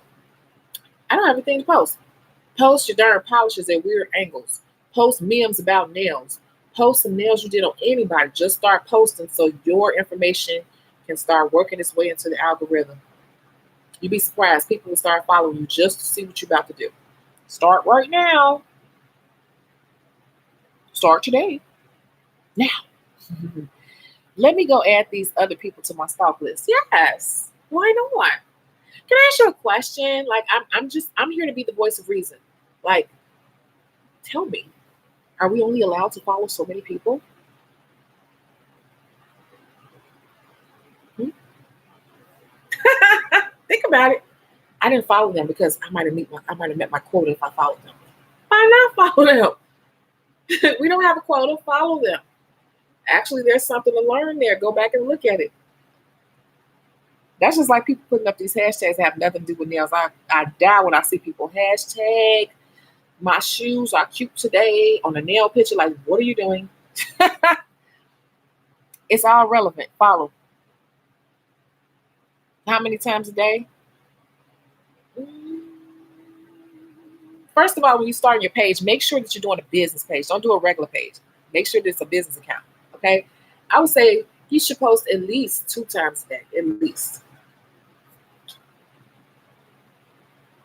Girl, yes. Okay, so we've been on here an hour and a half. Are there any other questions?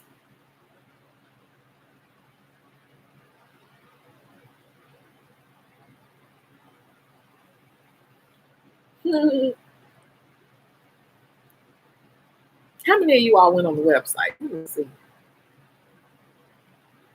I know you all peeked around. Okay, there's no one on there right now. Okay, cool. It says there's one person on there right now. No. Okay. I just create my business pages. I just tried. I love my time with you. Yes. Yes. I'm so sorry. I don't know what happened earlier with these technical difficulties. Yes. Everybody go and secure your names. Everybody on here, if you don't have your social media name, you need to be securing that. You should start a patron. What is that? What is that? I'm slow. What's a patron? What do you mean? I should go get some Patron? What are you saying here, girl? Hmm?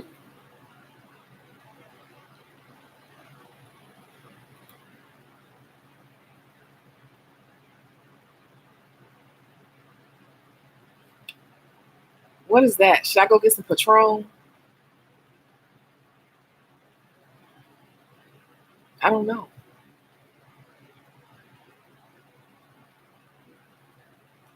I should try some Patron.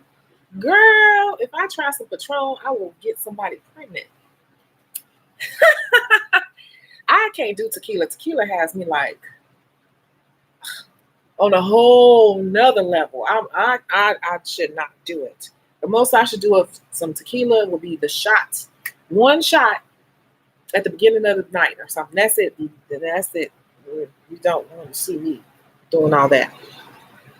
How do you secure a media name or page? You just look it up and see if it's available. And then, like on Facebook, it's like start a new page. You just do it that way. But make sure that you are putting yourself under artist because the pages are set up a certain way as a business.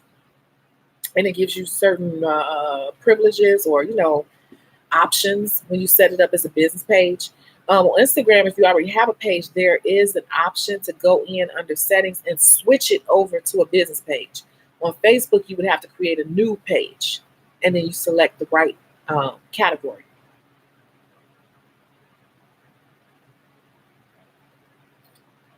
It's an iPhone app. It's called Patreon. What does it do?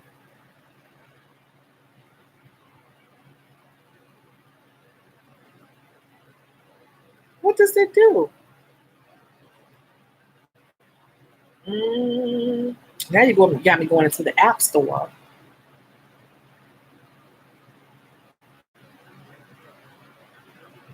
You sending me on a homework assignment, huh? But see, I do my homework, so I'm doing it. Oh, my dumb butt typed in app. Patron.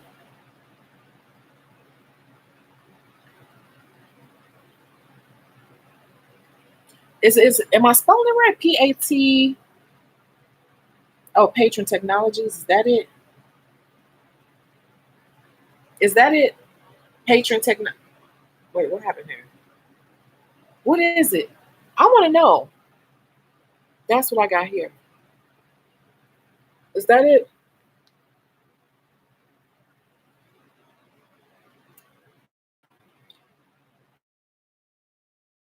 There. How do you secure a media name or page? No, a patron channel. It's an iPhone app. Oh, I didn't know it was a phone app. Thank you. No, it's a YouTube channel for paid membership.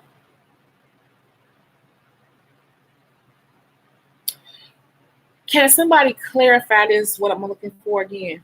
I'm still a little confused. Is this an app that you put on your phone, then you go on YouTube and you can accept like donations or something? No, it's a YouTube channel for paid membership.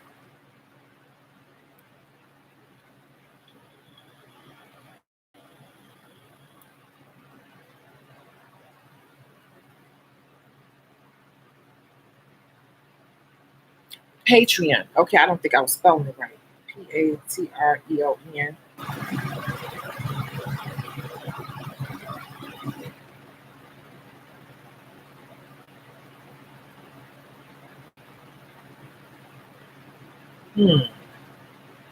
This connects to YouTube.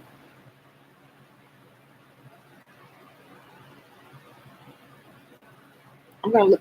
Is this it? I think this is. Is that it?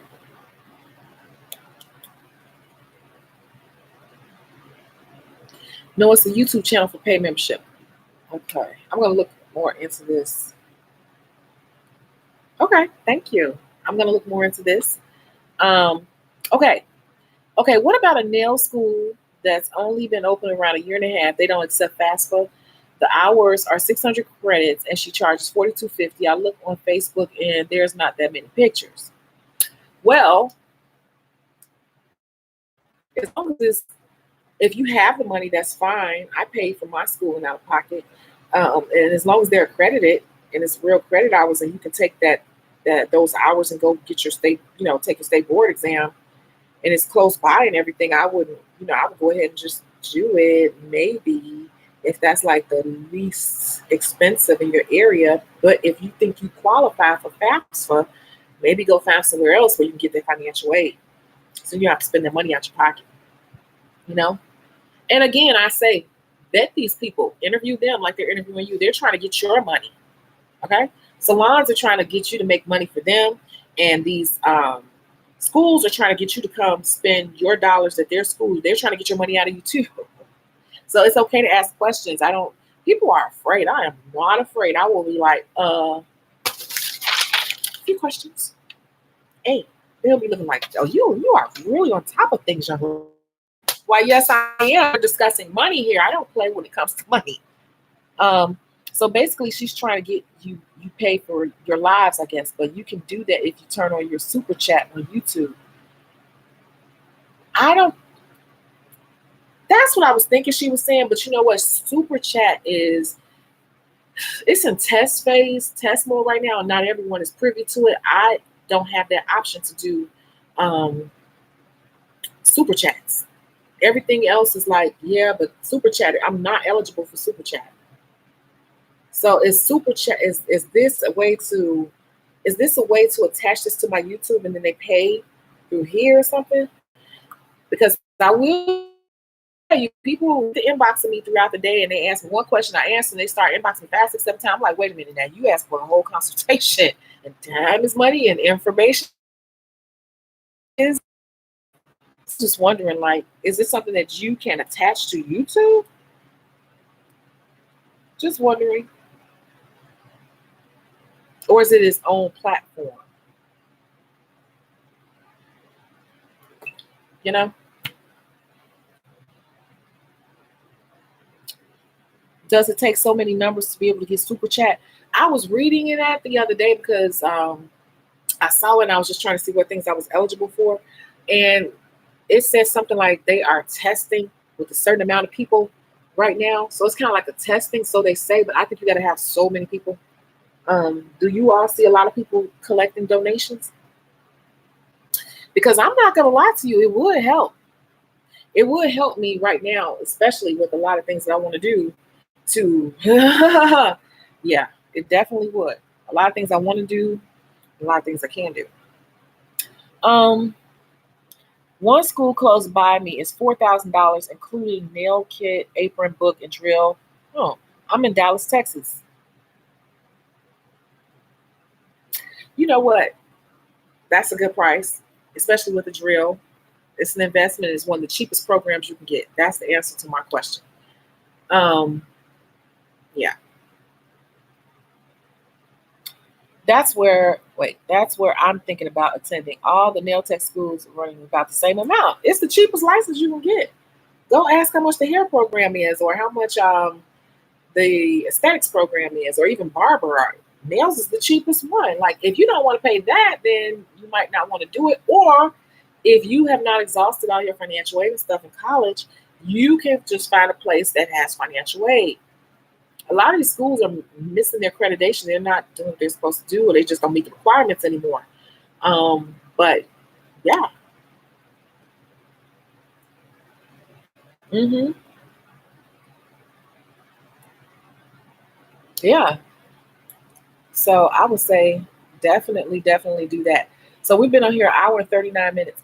I will tell you this: if you want to donate or you want to cash app, my cash app is $Chicago.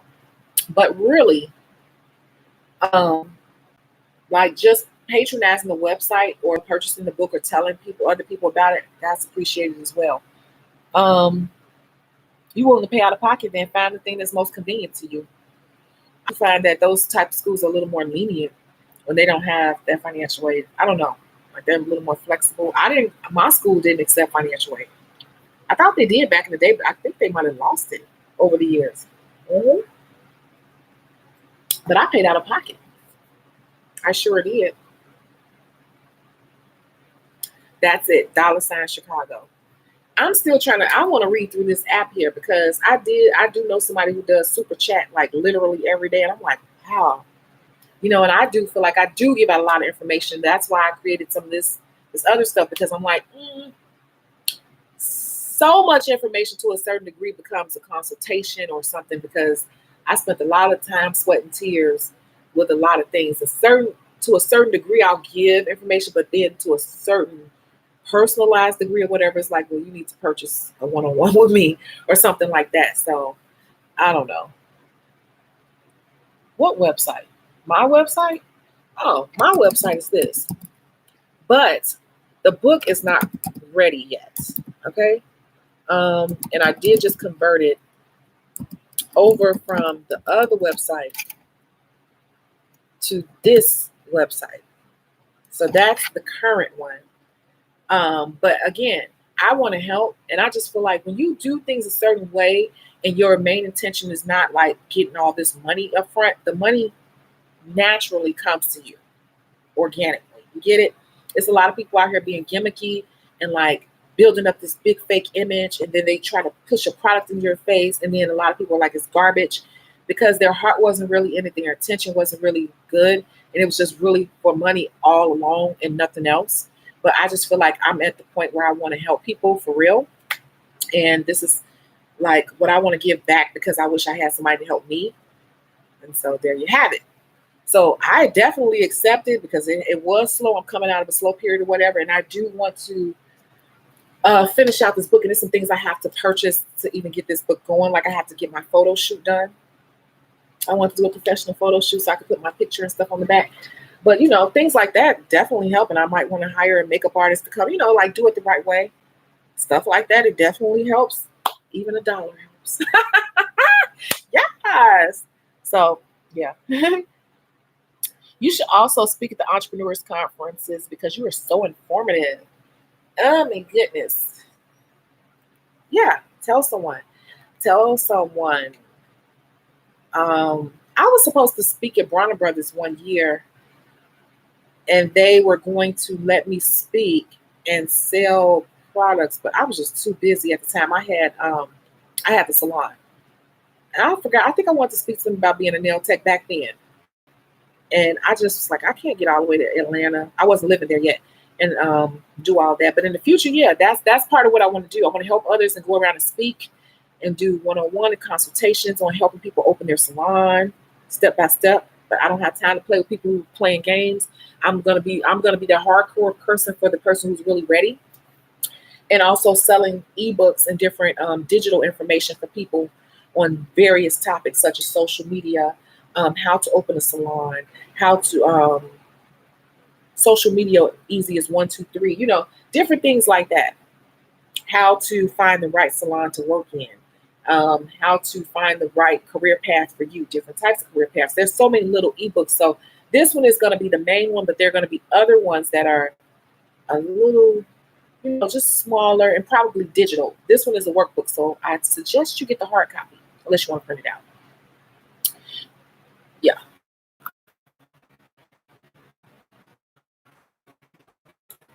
And is there anything else?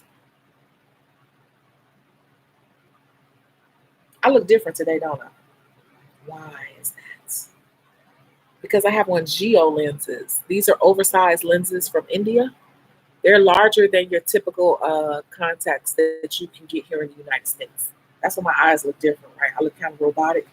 I've been wearing these on and off for years, and I decided to order another pair because my other one's dried up finally.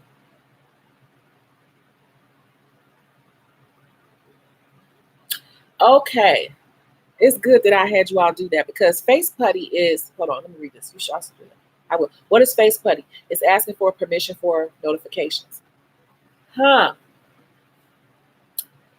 So face putty is my original website. My original website was face putty. I decided to take my old website and I put a new domain on it. And so I'm wondering, what does that look like? What is it asking you for permission for notifications? Huh. Can you email me a screenshot of that? Because it's a lot of little things, because that website has been up since 2013. So a lot of little things I'm trying to remove that name from. That's my original name of that website. I took an old website and I'm renaming it and branding it into Chicago Beauty Source. Nobody's ever said that to me. How much are they? How much are the like the ebook? This one is going to be $59. It's $59, but you can download a digital. You'll be able to download a digital version for $39. They're up there on the website, but you're not able to purchase right now. They're kind of locked. It's just one of those gray boxes. Yeah, go ahead and allow it. It's fine. It's me. It's just that the real name of the website was originally Face Putty. I took Face Putty. I have 2 domains pointing to that same website, which you can do on Shopify. So Face Putty is my original business that's been around since 2013. So www.faceputty.com still shoots to this website, but I'm also shooting Chicago Beauty Source to the same website. You can shoot more than one domain to the same website.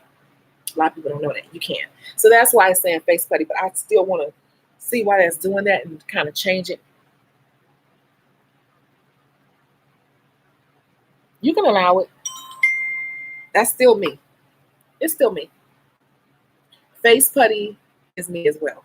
That's the makeup portion of the business. And Face Putty is my actual product that's been out on the market since 2013. Got it? Any other questions before I chop off of here? Oh my God, it's almost midnight.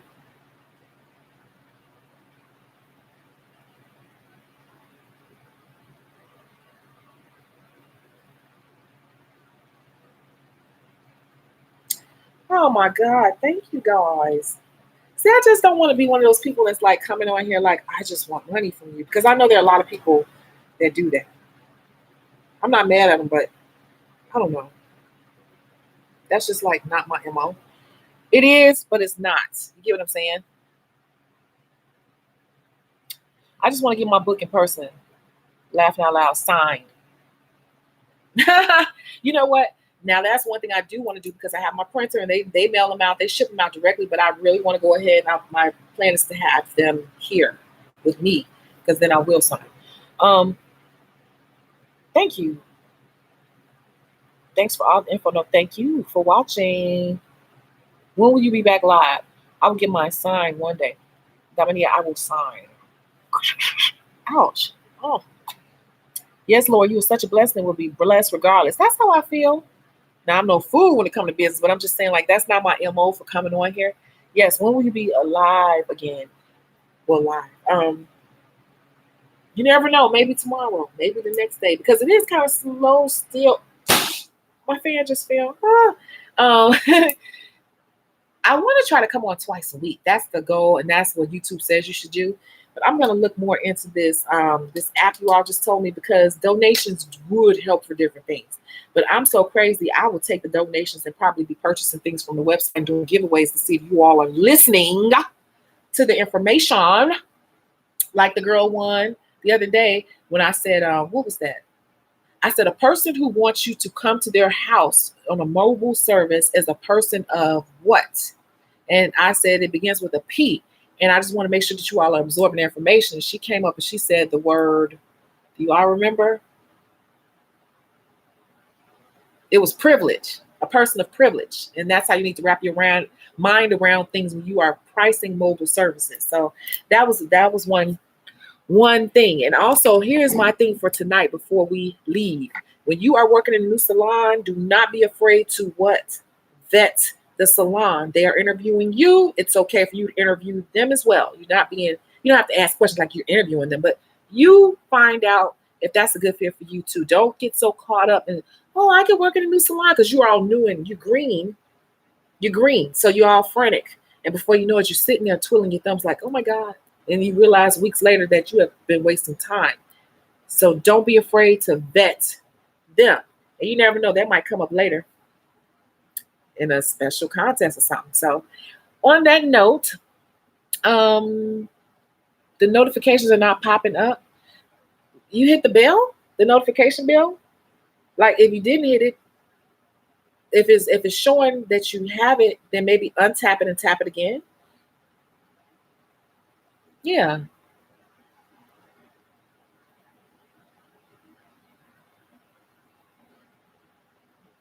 Yeah, try to, I don't know. Stuff changes literally weekly on YouTube, how to do things. So, okay, I'm going to look at this app. Thank you guys so much. And I will catch you all on the next live in the next couple days. I promise. Okay, bye.